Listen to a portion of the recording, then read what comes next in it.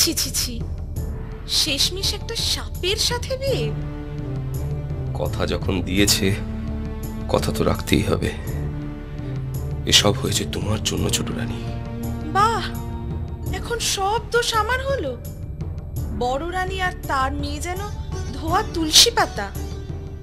আপনার কোনো মান সম্মান রাখলো ওরা? মান সম্মান? রাজকন্যা হয়ে, রানী হয়ে ওরা রাজমহলে থাকতে পারে না, এতে বুঝি রাজার খুব সম্মান বৃদ্ধি হয়?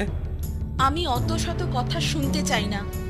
আপনি এ বিয়েতে কোনো ঘটা করতে যাবেন না, এই বলে রাখছি। সে কি হয় নাকি? শত হলেও রাজকন্যার বিয়ে। রাজকন্যা সাপের সাথে বিয়ে, তার আবার ঘটা কিসের?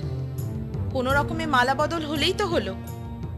আর আপনি যদি আমার কথা না শোনেন তো আমার মরা মুখ দেখবেন, এই বলে রাখলাম। হায় ছোট রানী, তোমার জন্য আমার পাপের আর শেষ থাকছে না। আমি যে কি করি। যদি দং হৃদয়ং তব দং হৃদয়ং মম।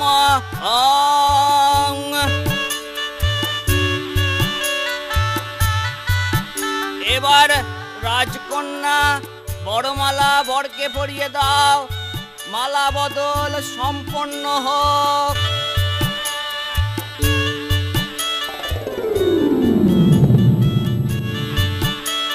ধন্য ধন্য ধন্য। আমি হলাম স্বর্ণগড়ের রাজকুমার। জঙ্গলে শিকার করার সময় এক মুনি ঋষির ধ্যান ভঙ্গ হওয়াতে তার অভিশাপে সাপ হয়ে অভিশপ্ত জীবন কাটাচ্ছিলাম। আজ আমার সাপ মুক্তি হলো। কি হলো মা? বলেছিলাম না ভগবান আছেন, তিনি ঠিক বিচারই করেছেন। আমিও ছেড়ে কথা বলবো ভেবেছো?